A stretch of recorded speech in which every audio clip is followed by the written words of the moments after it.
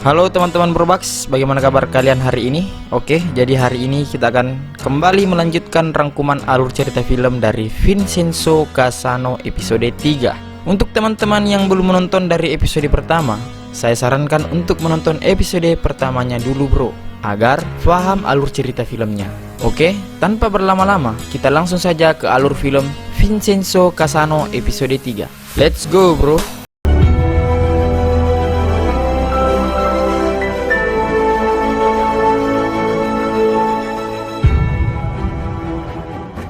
Di episode 3 kali ini, kita masih di depan Gemga Plaza dengan pesta anggur Sicilia yang tentunya diadakan oleh seorang Vincenzo bersama para penyewa gedung plaza. Terlihat Hong Cha-yong menghampiri Vincenzo, kemudian ia mengajaknya untuk berbicara. Di sini, Hong Cha-yong merasa semakin penasaran mengapa Vincenzo sampai melakukan banyak hal demi menggagalkan konstruksi Babel untuk merobohkan gedung Gemga. Vincenzo kemudian berkata bahwa ia telah jatuh hati dengan tempat ini. Namun, Hong Cha-yong di sini sama sekali tidak mempercayai itu. Di sisi lain, preman-preman dari konstruksi Babel yang telah tiba di sana merasa kaget karena melihat depan gedung Gemga sangat ramai dengan adanya pesta.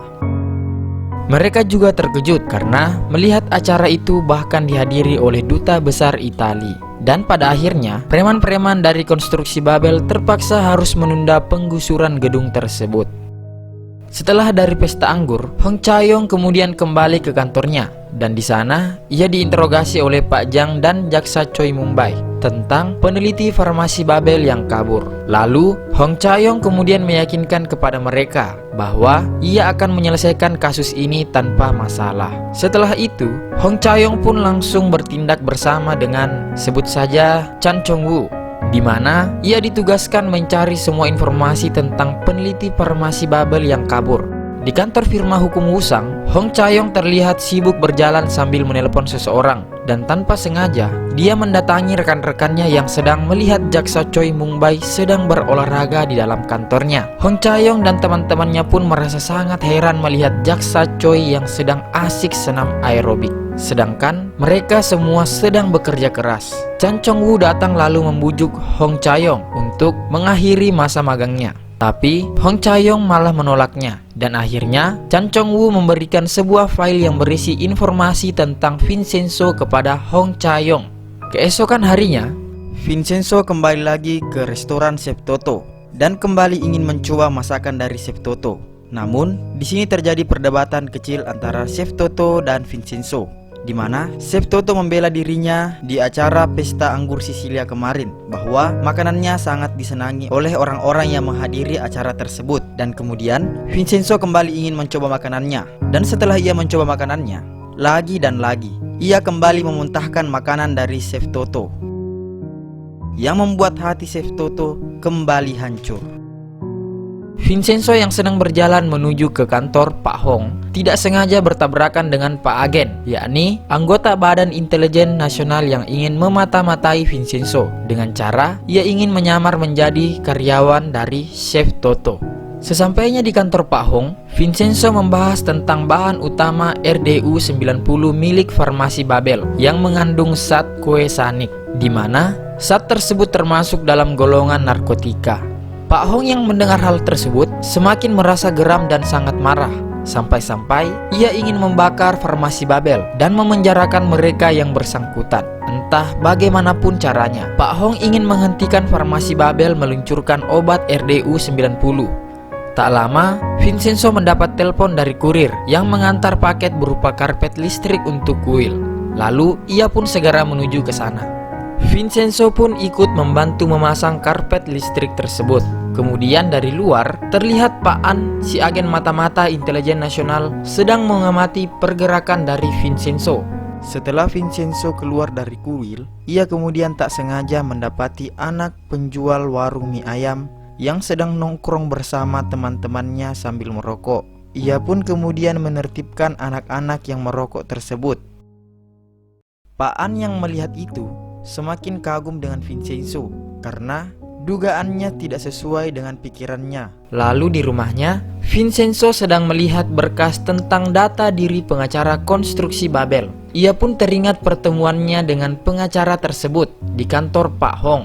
Di sisi lain, Hong Chaeyon dan kita sebut saja Chan sedang mendatangi teman dari peneliti farmasi Babel yang kabur. Di sini, ia mencoba untuk membujuk dan menyuap, tetapi teman Min-chul sama sekali tidak mau memberitahu keberadaan Min-chul, yang membuat Hong Chaeyon merasa bingung bagaimana cara menemukan Min-chul. Sedangkan Chan-woo merayu Hong Chaeyon untuk berhenti di Wusang dan menawarinya untuk bekerja di firma hukum lain. Tetapi Hong Chaeyon menolaknya. Dan tiba-tiba Hong Chaeyon mendapatkan telepon dari rekan kerjanya untuk mendatangi acara makan malam yang diadakan oleh jaksa Choi Mung-bai. Kembali ke Pak Hong, terlihat ia sedang teleponan dengan Min-chul.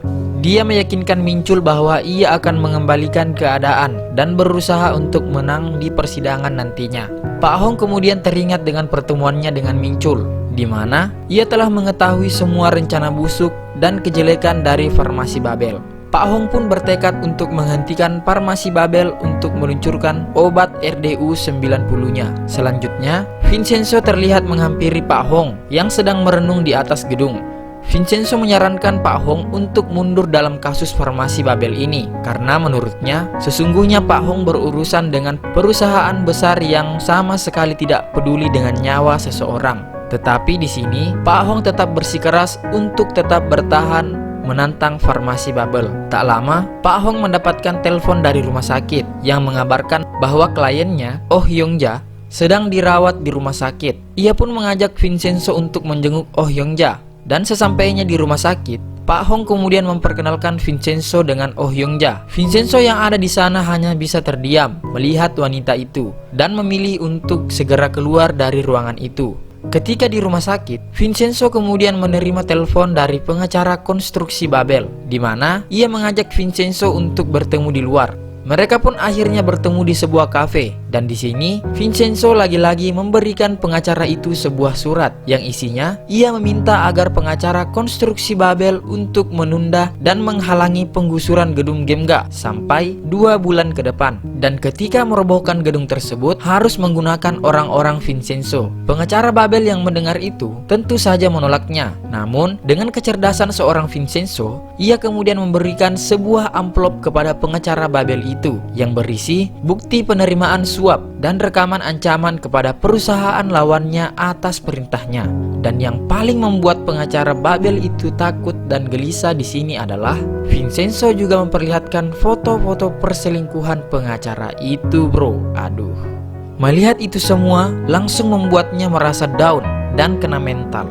Akhirnya ia pun mau menuruti permintaan dari Vincenzo dan segera mengabari bos preman suruhannya agar tidak merobohkan gedung Gemga Plaza. Di sisi lain, Hong Chaeyon yang menghadiri acara makan malam jaksa Choi Mung-bai bersama rekan-rekannya. Di acara tersebut, Hong Chaeyon yang memang jengkel pada jaksa Choi Mung-bai, ia kemudian mengejeknya dengan menirukan gaya senam aerobik yang kerap dilakukan oleh jaksa Choi Mung-bai di kantornya.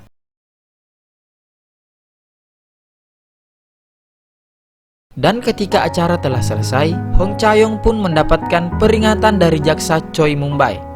Tak lama, Hong Chaeyon mendapat pesan dari ayahnya untuk segera pulang ke rumah. Dan sesampainya di rumah, Pak Hong segera memberitahu Hong Chaeyon tentang obat RDU 90 milik farmasi Babel yang akan dipasarkan, merupakan golongan narkotika. Di sini, Pak Hong berharap pada Hong Chaeyon agar dapat membantunya menghentikan peluncuran obat tersebut. Tetapi di sini, Hong Chaeyon menolaknya dan menyalahkan Vincenzo karena telah mempengaruhi Pak Hong. Kemudian, Vincenzo yang datang ke rumah Pak Hong bertanya bagaimana keadaan kliennya yang dirawat di rumah sakit. Pak Hong kemudian berkata bahwa kliennya itu mengidap kanker dan hidupnya tinggal 6 bulan lagi.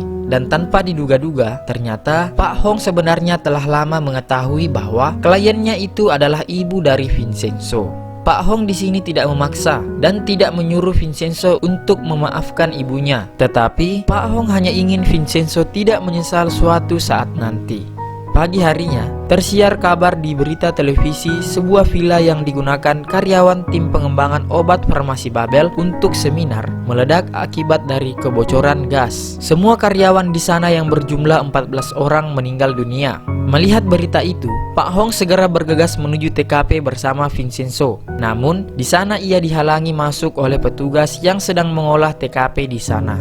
Di sisi lain, Hong Chayong yang melihat berita itu juga merasa begitu gelisah. Lalu, Chan Woo mencoba untuk membujuk Hong Chayong agar ia berhenti bekerja untuk farmasi Babel. Tetapi, Hong Chayong menolaknya dan justru emosi mendengarnya. Di tempat lain, Pak Han juga merasa bingung dengan berita farmasi Babel itu. Namun, jaksa Choi Mung-bai dengan tenang memikirkan alasan mengapa para peneliti yang ada di villa itu meninggal. Ia merasa seperti sedang diancam oleh farmasi Babel. Belum selesai mereka berbincang, Pak Han mendapatkan telepon dari Direktur Chan, yaitu pemilik dari perusahaan Babel, di mana ia mengajak Pak Han untuk bertemu pukul 12 siang. Mereka pun bertemu di sebuah restoran dan membicarakan kompensasi untuk para keluarga korban.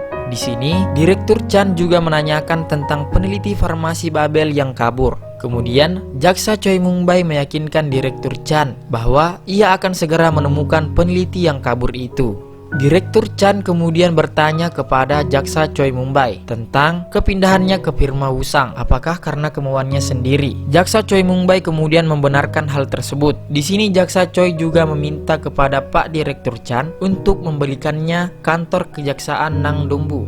Namun di sini Direktur Chan sama sekali tidak paham akan situasi. Jaksa Choi kemudian menebak bahwa Direktur Chan ini bukanlah Direktur Farmasi Babel yang sesungguhnya. Jaksa Choi juga mendapat kabar dari sumber kepercayaannya yang ia sebut sebagai bola kristal bahwa peneliti yang kabur telah ditemukan. Tetapi peneliti tersebut telah bertemu dengan Pak Hong terlebih dahulu. Berpindah ke Pak Hong yang terlihat mendapatkan telepon dari Ming Chul, yakni peneliti farmasi Babel yang kabur. Di sini Ming Chul berkata ia akan bersaksi di persidangan selanjutnya karena ia ingin mengungkap kebenaran sebelum ia juga bernasib sama dengan teman-temannya yang sudah meninggal. Pak Hong yang mendengar itu merasa begitu senang dan akan menjemput Ming Chul besok pagi. Di sisi lain, Vincenzo sedang mengumpulkan para penghuni gedung Gemga untuk memberitahukan rencananya, di mana ia akan membeli sebuah gedung di dekat gedung Plaza dan memindahkan para penyewa serta menyediakan tempat berjualan tanpa syarat. Para penyewa yang mendengar hal itu, awalnya mereka merasa curiga pada Vincenzo karena memberikan semua fasilitas secara cuma-cuma alias gratis bro. Namun setelah Vincenzo meyakinkan mereka semua, akhirnya mereka pun setuju dan menerima tawaran dari Vincenzo. Kembali ke firma hukum Wusang, terlihat jaksa Choi sedang berada dalam ruangan kantornya dan sedang melakukan senam aerobik andalannya bro. Tak lama kemudian, Hong Chayong datang karena dipanggil oleh jaksa Choi. Di sini, jaksa Choi meminta Hong Chayong untuk berhenti dari semua kasus yang berhubungan dengan grup Babel. Tetapi Hong Chayong di sini menolaknya dan beralasan bahwa itu hanyalah sebuah keputusan secara sepihak. Jaksa Choi yang mendengar itu membuatnya marah dan kemudian ia menuduh bahwa Hong Chayong itu lemah karena pengacara musuhnya adalah ayahnya sendiri. Scene selanjutnya beralih ke kantor Pak Hong. Di sini, Pak Hong terlihat sedang menerima telepon dan terlihat begitu senang. Saking senangnya, ia kemudian mengajak Vincenzo dan asistennya untuk makan siang. Tiba-tiba, Hong Chayong datang dengan wajah yang begitu kesal. Asisten Pak Hong yang sudah paham akan situasi yang akan terjadi nantinya, memilih untuk langsung keluar ruangan dan segera mengajak Vincenzo untuk keluar. Namun, Vincenzo yang sudah terlambat untuk keluar, pada akhirnya tidak bisa keluar dan terpaksa menyaksikan perdebatan antara ayah dan anak itu bro. Di sini, Chayong merasa sangat kesal karena ayahnya ia dikucilkan oleh orang-orang yang ada di kantornya dan dinilai menjadi pengacara yang buruk. Ia juga menyalahkan ayahnya dengan mengungkit masa lalu bahwa ketika ibunya meninggal, ayahnya hanya sibuk untuk menolong orang lain. Di tengah perdebatan itu, terlihat juga Vincenzo yang selalu ingin keluar namun selalu gagal. Pak Hong yang mendengar itu hanya bisa diam dan menyuruh Hong Chayong untuk segera pergi dari kantornya. Dan pada akhirnya, Vincenzo pun dapat merasa lega karena perdebatan besar antara ayah dan anak itu akhirnya telah selesai. Di perjalanan, Vincenzo tak sengaja mendapati Hong Cha-yong yang terlihat sedang kesal duduk di depan sebuah minimarket. Kemudian ia mendatangi Hong Cha-yong dan menasehatinya bahwa semoga ia tidak menyesal karena telah marah-marah kepada ayahnya. Ia juga memberitahu bahwa Pak Hong mengajaknya makan dan minum di tempat favoritnya. Ia berharap Hong Cha-yong dapat ikut serta nantinya. Di sisi lain, Jaksa Choi terlihat menghubungi anak buahnya dan menyuruh mereka untuk membunuh Pak Hong dan Vincenzo.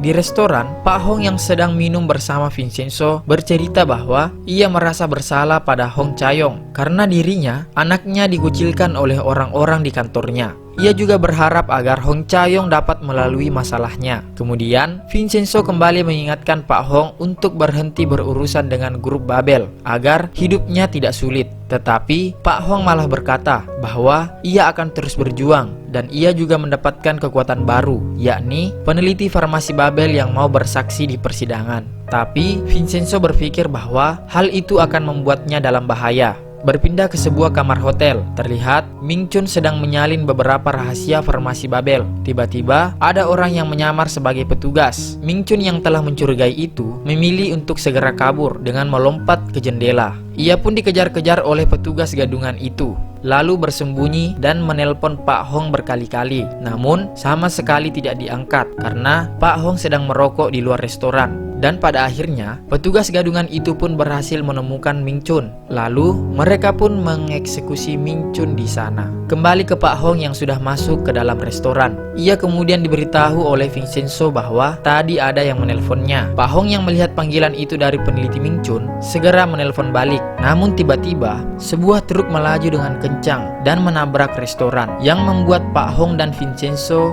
yang berada di dalam tertabrak. Film Vincenzo episode 3 pun berakhir di sini, bro. Gimana nontonnya? Semakin penasaran kan?